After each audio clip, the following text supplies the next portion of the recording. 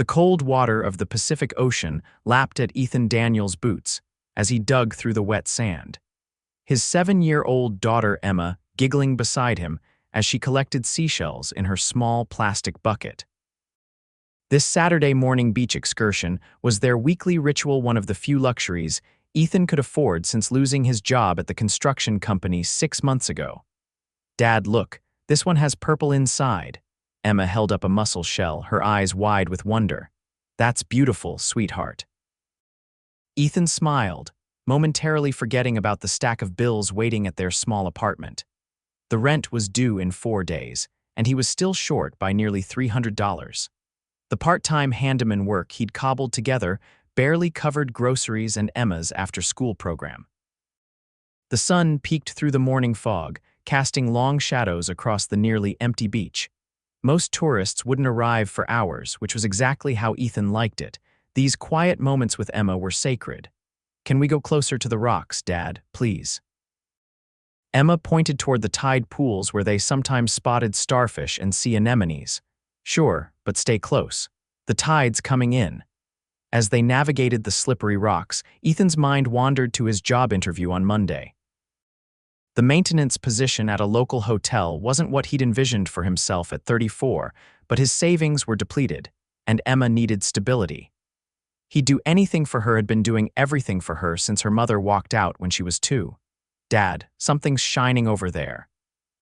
Emma pointed excitedly toward a small crevice between 2 rocks. "Careful, Em," but she was already scrambling ahead, her yellow rain boots splashing in shallow puddles. Ethan hurried after her, reaching the spot where Emma was now crouched, her small hand reaching into a pool of water. "Look what I found." She pulled her hand out, water dripping between her fingers. In her palm lay a stunning diamond ring with smaller emerald stones encircling the main gem. Even in the dim morning light, Ethan could tell it was extraordinarily valuable. "Emma, where exactly did you find this?" he asked, carefully taking the ring from her. "Right there in that little hole. Can I keep it? Is it pirate treasure?" Ethan examined the ring more closely. The platinum band bore an inscription, "Forever my heart, WD." "It's not pirate treasure, sweetie. Someone lost this and they're probably very worried." He slipped the ring into his jacket pocket. "We need to turn this in." Emma's face fell, but finders keepers. "That's not how it works with something this important," Ethan explained, kneeling to her level. "How would you feel if you lost your special teddy bear and someone found it but decided to keep it?"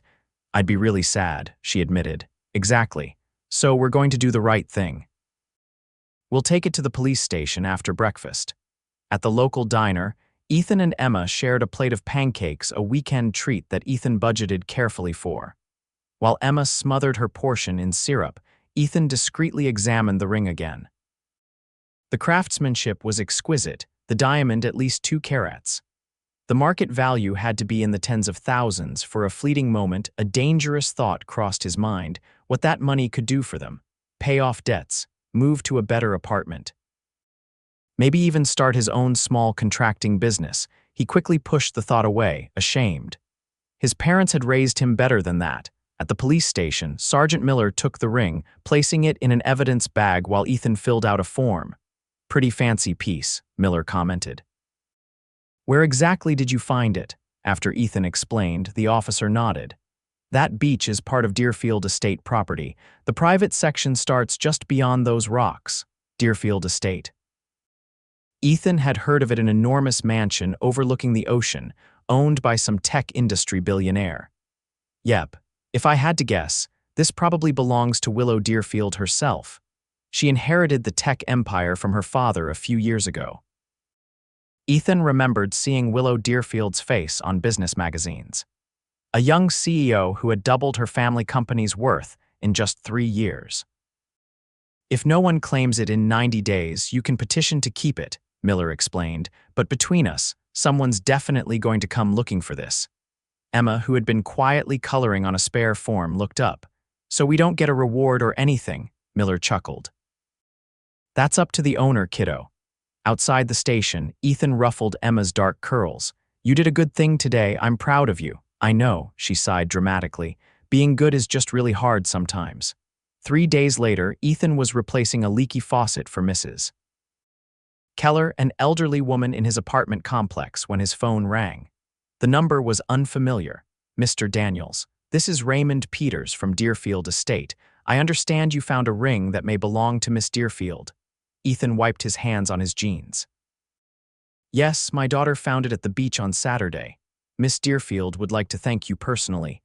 Would you be available to visit the estate tomorrow afternoon?" Ethan hesitated. Tomorrow was his job interview. "I have a commitment at 1 o'clock, but I could come by afterward." 3 o'clock would be suitable. I'll email you the gate access information." After hanging up, Ethan stared at his phone in disbelief. He was going to meet one of the wealthiest women in the country, and in his work clothes, no less.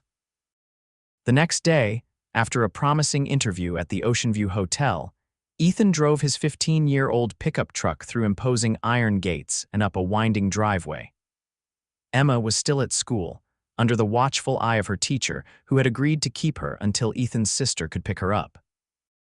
The Deerfield estate was even more impressive up close, a modern glass and stone mansion with panoramic ocean views. A uniformed attendant directed him to park near the entrance, where Raymond Peters, a tall man in an impeccable suit, waited. "Mr. Daniels, thank you for coming. Please follow me." Ethan followed the butler through the vast foyer, acutely aware of his worn boots and the small tear in his jacket sleeve. The interior was minimalist but clearly expensive. Museum-quality artwork adorned the walls, and the furniture looked like it belonged in an architectural magazine. Peters led him to a sunlit terrace overlooking the ocean, the same stretch of beach where Emma had found the ring. A woman stood with her back to them, her auburn hair catching the afternoon sunlight. "Miss Deerfield, Mr. Ethan Daniels has arrived," Peters announced before quietly retreating. Willow Deerfield turned, and Ethan was momentarily taken aback. The business magazines didn't do her justice. At perhaps 30, she was striking tall and elegant in tailored trousers and a simple white blouse, with intelligent green eyes that matched the emeralds in her ring. "Mr. Daniels." She extended her hand with a warm smile. "Thank you for coming all this way." Her handshake was firm, her voice lower than he'd expected. "It's no trouble," he replied. "I'm just glad the ring found its way back to you. Please sit." She gestured to a seating area where a tray of refreshments waited. "I understand your daughter actually discovered it." Emma: "Yes, she's 7. She was hoping it was pirate treasure." Willow laughed, a genuine sound that softened her professional demeanor. "I'm sorry to disappoint her. The ring is a family heirloom, passed from my grandmother to my mother and then to me." "The inscription, W.D., Ethan observed. "Willow Deerfield now, but it was originally for my grandmother, Winifred Deerfield." The coincidence of matching initials made it seem like fate. As they talked, Ethan found himself surprisingly at ease. Willow asked thoughtful questions about Emma and listened intently to his answers. There was no condescension in her manner, despite the obvious disparity in their circumstances. "The officer mentioned you found it on Saturday morning," she said, pouring tea into delicate porcelain cups. "I lost it Friday evening during my sunset walk. I've been taking them daily since moving back here full-time 3 months ago. You weren't always here." "No. After my father died, I was handling operations from our New York office. But recently I decided to come home." A shadow crossed her face. "The corporate world can be isolating." Ethan nodded, understanding isolation all too well, though for entirely different reasons. "Emma and I come to that beach every Saturday. It's our special thing." "That's lovely. I never had traditions like that with my father. He was always working." She hesitated. "Mr. Daniels, Ethan, please." "Ethan, I'd like to offer you a reward for returning the ring. Its monetary value is substantial, but its sentimental worth is immeasurable." He shook his head. "That's not necessary. We did what anyone should do." "But not what everyone would do," she countered. "Please, I insist." Before Ethan could respond, his phone buzzed. A text from his sister. "Emma fell at school. Nothing serious, but asking for you at ER getting checked." He stood abruptly. "I'm sorry, I have to go. My daughter, is everything all right?" Willow asked, concern evident in her voice. "She fell at school. My sister says it's not serious, but, of course, go immediately." She walked him toward the entrance. "Please let me know how she is." Ethan was surprised by her genuine concern. "Thank you for understanding." At the hospital, Emma sat on an examination table, her right arm in a temporary splint, her eyes bright with excitement rather than pain. "Dad, the doctor says I have a green stick fracture. Isn't that cool? It's like my arm is a tree branch." Relief washed over him. "Very cool, but maybe try not to climb the jungle gym quite so high next time." The doctor confirmed it was a minor fracture. "She'll need a proper cast for about 6 weeks, but she'll heal quickly at her age." Later that evening, as Ethan was helping Emma get ready for bed, an awkward process with her newly pink casted arm, his phone rang. The Deerfield estate number appeared on the screen. "I hope I'm not calling too late," Willow said when he answered. "I wanted to check on Emma." Touched by her concern, Ethan put the call on speaker so Emma could hear. "She's right here with a brand new pink cast she's rather proud of." "Hi, Miss Deerfield. Do you want to know how I broke my arm?" Emma asked excitedly. For the next few minutes, Emma regaled Willow with the tale of her playground adventure, embellishing details as only a 7-year-old could. Willow listened patiently, asking all the right questions. Before hanging up, Willow spoke to Ethan again. "I have a proposition. My estate manager recently left for a position in Europe. The job involves overseeing maintenance of the property, coordinating with contractors, and managing the ground staff. Given your background in construction, would you be interested?" Ethan was stunned. "How did you know about my construction background?" There was a slight pause. "I may have done some research after our meeting. The position comes with competitive salary and benefits." And she hesitated. "There's a comfortable guest house on the property that's included." The offer was unexpected and almost too perfect. A steady job, a place to live, and presumably a salary that would ease his financial burdens. Yet something felt off about the timing. "Miss Deerfield, Willow, please." "Willow. I appreciate the offer, but I have to ask, is this because of the ring?" "Because if so, partly," she admitted. "But not in the way you think. Returning the ring showed your character, yes. But during our conversation, I realized you have exactly the practical experience and integrity I need. The previous manager was qualified but treated the staff poorly. You clearly know construction, and more importantly, you treat people with respect. How could you possibly know that from one conversation?" "I'm a good judge of character. It's how I've survived in business." There was a smile in her voice. "Think about it. Come by tomorrow to see the position details and the guest house. No obligation." After tucking Emma in, Ethan sat at his kitchen table, staring at the past due bills. The job at the hotel was only part-time with no benefits. Willow's offer would solve so many problems, but he couldn't shake the feeling that accepting charity from a billionaire would somehow compromise his independence, the very thing he'd fought to maintain since becoming a single father. Still, he owed it to Emma to at least consider all options. The next day, after dropping Emma at school, Ethan returned to the estate. Raymond showed him the guest house, a charming 2-bedroom cottage with a view of the gardens, and walked him through the job responsibilities. The salary was nearly twice what he'd been making at his construction job. "The position has been vacant for 3 weeks, Raymond explained. "Miss Deerfield has been handling some duties herself, but with her travel schedule resuming next month, filling this role is a priority." Later, in Willow's home office, she presented him with a formal offer letter. "I understand your hesitation," she said. "You're concerned about appearing to accept charity and you value your independence. I respect that. This is a legitimate job offer for work that genuinely needs doing." Ethan studied her face, searching for any sign of pity or condescension, but found none. "Why me? There must be dozens of more qualified candidates. Qualifications aren't everything. I need someone I can trust." She leaned forward. "When my father died, many people saw only his money and the power it represented. Finding someone who does the right thing simply because it's right, that's rare." Her sincerity was compelling. After discussing the specifics, Ethan agreed to accept the position with one condition. "I want to be clear that I'll earn my keep, no special treatment," Willow smiled. "I wouldn't have it any other way." 2 weeks later, Ethan and Emma moved into the guest house. Emma was thrilled with her new bedroom and the expansive grounds to explore. Ethan immersed himself in learning the property systems and getting to know the staff. What surprised him most was how rarely he saw Willow. She traveled frequently, and when at home, she often worked late into the evening. Their interactions were primarily business-related, though always cordial. One evening, about a month after they moved in, Ethan was fixing a broken sprinkler valve when he noticed lights still on in Willow's home office. Through the window, he could see her at her desk, surrounded by papers, looking exhausted. Acting on impulse, he texted her.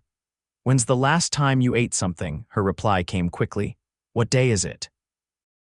Shaking his head, Ethan went to the guest house, prepared a simple meal from the leftovers of the dinner he'd made for Emma, and brought it to the main house. When Willow opened the door to her office, she looked surprised. "You didn't have to do this. Not part of my job description, I know." He set the food on a side table. "But you can't run an empire if you collapse from hunger," she laughed softly. "Fair point." She gestured to the chair across from her desk. "Join me, I could use a break from quarterly projections." That night marked a shift in their relationship. As they ate, they talked about more personal matters, her challenges as a female CEO, his dreams of eventually starting his own contracting business, their shared love of the ocean. Over the following weeks, these impromptu evening conversations became more frequent. Sometimes they discussed estate matters, but more often, they simply talked about books they'd read, Emma's school projects, or memories of their childhoods. One Saturday morning, as Ethan and Emma prepared for their traditional beach walk, Emma had an idea. "Can we invite Miss Willow? She looks sad sometimes." Ethan hesitated. The beach walks were their special tradition, and his feelings toward Willow had become increasingly complicated. She was his employer, yes, but also becoming a friend. And sometimes, when she smiled at him a certain way, he felt something more, something he quickly suppressed. "She's probably busy, Em. We could just ask." Emma was already pulling out Ethan's phone, familiar with how to find Willow's contact. To Ethan's surprise, Willow accepted the invitation immediately. 20 minutes later, she joined them at the beach access path, dressed casually in jeans and a sweater, a stark contrast to her usual business attire. "Emma insists there's a proper way to do this beach walk," Ethan explained as they set out. "First, we collect only the most special shells, then we have to check all the tide pools for sea creatures. Finally, we build a small sand castle that the tide will wash away, a lesson in impermanence that I'm not sure she fully grasps yet." "I understand it perfectly, Dad," Emma protested, skipping ahead. "Nothing lasts forever, so enjoy it now," Willow laughed. "Quite the philosopher you're raising." The morning was unexpectedly enjoyable. Willow listened intently as Emma explained the differences between various seashells. She helped construct an elaborate sandcastle, revealing an artistic talent Ethan hadn't known she possessed. And when Emma ran ahead to examine a tide pool, Willow and Ethan walked in comfortable silence, occasionally brushing shoulders. "Thank you for including me," Willow said as they watched Emma.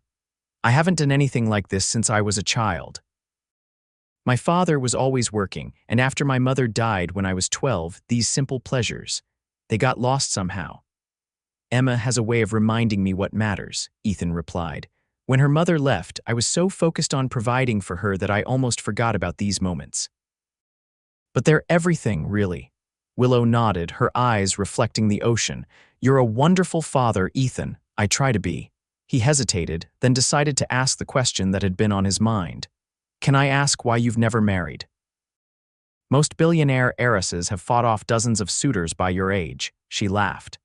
"Oh, there have been suitors. Men interested in the Deerfield fortune, men intimidated by it, men seeking to control it," she sighed. "But finding someone who sees me just Willow, that's been elusive."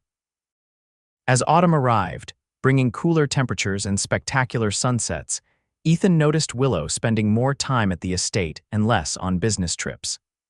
She began joining their Saturday beach walks regularly, and occasionally accompanied them on Emma's school field trips or weekend excursions. Emma adored her. When Willow helped her with a science project on renewable energy, complete with a working solar-powered model, Emma declared her the smartest person in the universe, except maybe Dad. Ethan found himself looking forward to their evening conversations, which now often took place on the terrace or in the comfortable living room of the main house. He learned about Willow's passion for environmental conservation, her struggle to be taken seriously in the male-dominated tech industry, and her quiet philanthropy that focused on educational opportunities for underprivileged children. In turn, he shared stories of his childhood in a working-class family, his brief marriage to Emma's mother, and his determination to provide his daughter with both stability and joy despite financial challenges. One evening in November, as they sat by the fireplace after Emma had gone to bed, Willow asked about his ex-wife. "She was young, we both were," Ethan explained. 24 when Emma was born. "I think she realized pretty quickly that she wasn't ready for motherhood, but she tried for almost 2 years. He stared into his glass of wine. "When she left, she said she felt trapped, that she had more to give to the world than changing diapers and washing dishes. Do you resent her?" Willow asked softly. Ethan considered this. "I did at first, but now I think she was honest about who she was, better that than staying and resenting Emma." He smiled sadly. "She sends birthday cards sometimes, lives in Seattle with her new husband, no children, and you. No serious relationship since, between working and raising Emma. There hasn't been time." He didn't add that no woman had captured his interest until recently. As the holidays approached, Emma became fixated on the estate's enormous Christmas tree, which the staff erected in the main foyer. "Can we help decorate it?" she asked Willow one evening as they all shared dinner in the main kitchen, another tradition that had developed organically. "Of course," Willow replied. "In fact, I have boxes of ornaments in storage that haven't been displayed since my mother was alive. Perhaps you could help me sort through them." The tree decorating became an elaborate affair, with Ethan handling the lights and higher ornaments while Emma and Willow carefully unpacked fragile decorations with stories attached to each. "This one was from my mother's trip to Venice," Willow explained, holding up a delicate glass gondola. "And this," she lifted a small ceramic star I made when I was about your age, Emma. As Willow reached to hang an ornament on a high branch, Ethan steadied her with a hand at her waist. Their eyes met briefly, and Ethan felt a jolt of electricity pass between them. Willow's cheeks colored slightly before she turned away to help Emma with another box. That night, after tucking Emma in, Ethan wandered out to the guest house porch, gazing at the lights of the main house. His feelings for Willow had grown beyond what was appropriate for an employer-employee relationship, yet he couldn't bring himself to pull back. Every conversation, every shared laugh with Emma, every quiet moment by the fire deepened his attachment. He was falling in love with a woman whose world was utterly different from his, a fact he couldn't ignore, no matter how natural their connection felt. The situation came to a head at the estate's annual holiday party for staff and local business associates. Ethan had been overseeing the preparation of the grounds all day and had just changed into his one decent suit when there was a knock at the guest house door. Willow stood there in an elegant emerald dress that matched her eyes, her grandmother's ring sparkling on her finger. "I thought we might walk over together," she said, her smile slightly nervous. At the party, Ethan watched as Willow moved confidently among the guests, making everyone feel welcome while subtly directing the event. Several times he caught her looking his way, her expression thoughtful. Later, as the evening wound down and most guests had departed, Willow found him on the terrace, gazing at the ocean. "You've been quiet tonight," she observed, standing close enough that he could smell her perfume, something subtle and expensive. "Just watching you in your element," he replied. "You're remarkable, you know that," she smiled, turning to face him fully. "Ethan, there's something I've been wanting to talk to you about." But before she could continue, Emma appeared, yawning dramatically in her party dress. "Dad, I'm super tired. Can we go home now?" The moment broken, Willow stepped back. "We'll talk tomorrow," she said quietly. The next day, Ethan was called away to deal with a fallen tree that had damaged the perimeter fence. By the time he returned, Willow had left for an emergency meeting in San Francisco. Her note was brief. "We'll be back on the 23rd. We'll talk then, W." The days before Christmas passed in a flurry of activity. Emma was on school break, so she accompanied Ethan on his rounds of the estate. They prepared their guest house for the holiday, stringing lights and setting up a small tree of their own. On the evening of the 23rd, as Ethan was helping Emma hang stockings, his phone buzzed with a text from Willow. Just landed. Too late to stop by. 20 minutes later, she arrived at the guest house, looking tired but happy to be home. She brought gifts for Emma, who insisted on opening just one before Christmas. After Emma was asleep, Ethan and Willow sat in the small living room, a fire crackling in the fireplace. "I've been thinking about our situation," Willow began carefully. "Our situation," Ethan repeated, his heart racing. "You work for me. That creates a power imbalance that I've been very conscious of." She met his eyes. "But I can't ignore what I'm feeling anymore, Ethan." He exhaled slowly. "And what are you feeling?" "That I've fallen in love with you, with both of you, actually." Her voice was steady, but her hands trembled slightly. "I've never felt this way, like I've found a home, not in this estate, but with you and Emma." Ethan reached for her hands. "I've been fighting the same feelings, telling myself it couldn't work, that our worlds are too different." "Are they? Really?" She moved closer. "You value family, integrity, hard work, so do I. You make me laugh, challenge my perspective, remind me to look up from my spreadsheets and see the sunset." She squeezed his hands. "The money, the company, that's just circumstance, not who I am, and the job, I won't be kept, Willow." "I thought you might say that." She smiled. "I have a proposition. Leave the estate manager position. Use your construction experience and my investment to start that contracting business you've talked about. No strings, just a business partnership separate from our personal relationship." Ethan considered this. It was a solution that would preserve his independence while acknowledging their connection. "And the guest house, stay as long as you like, or eventually, perhaps the main house has enough room for all of us." She blushed slightly. "I'm getting ahead of myself." "Maybe not," Ethan said softly, drawing her closer. "Emma asked Santa for a mom this Christmas. Apparently she's been interviewing candidates and you're at the top of her list." Willow laughed, her eyes bright with unshed tears. "Is that so? And what does her dad think?" Instead of answering, Ethan kissed her gently at first, then with increasing passion as she responded. When they finally broke apart, he rested his forehead against hers. "I think," he whispered, "that finding that ring might have been the luckiest day of my life." 1 year later, on Christmas Eve, Ethan stood on the beach where Emma had found the ring, watching as his daughter built a sand castle with Raymond's son. His contracting business was thriving, specializing in eco-friendly renovations for historic properties, a niche Willow had helped him identify, but that he had developed through his own expertise and hard work. Willow appeared beside him, slipping her arm through his. "Penny, for your thoughts. Just thinking about how much has changed in a year." He turned to face her, taking in her wind-blown hair and bright eyes. "Are you happy?" "Ridiculously so." She kissed him lightly. "Though I would be even happier if you'd finally give me an answer about the house plans. The architect needs to know if we're expanding the guest house or renovating the east wing of the main house." Ethan smiled, pulling a small box from his pocket. "I have a different suggestion." He opened the box to reveal a platinum band inset with small diamonds. "This isn't nearly as impressive as your grandmother's ring, but I thought maybe you might want to wear this one alongside it." Willow's eyes widened. "Ethan." He dropped to one knee in the sand. "Willow Deerfield, will you marry me, build a life with me and Emma? Create our own traditions and—" "Yes," she interrupted, pulling him to his feet and into a fierce embrace. "Yes, to all of it." As they kissed, with the ocean as their witness, Emma's voice called out, "Dad, Miss Willow, look what I found." They turned to see Emma running toward them, something clutched in her hand.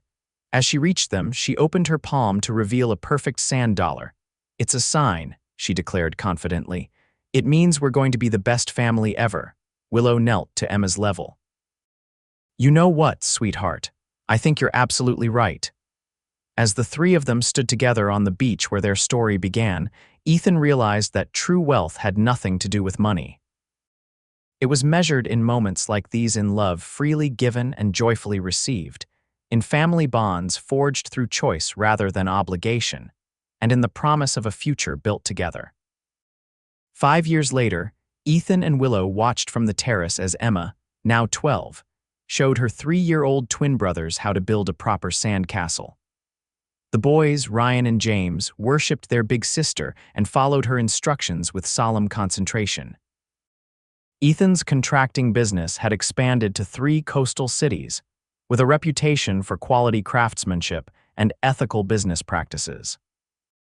Willow had restructured her company to allow for more family time, delegating day-to-day operations while focusing on strategic direction and the environmental initiatives she was passionate about. Remember when you thought our worlds were too different to merge? Willow asked, leaning against Ethan's shoulder.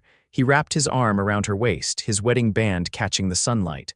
One of the many times I've been happy to be proven wrong.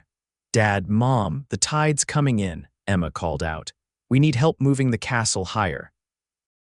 Without hesitation, they both descended to the beach, kneeling in the sand beside their children to salvage the intricate creation, a perfect metaphor for the life they'd built together.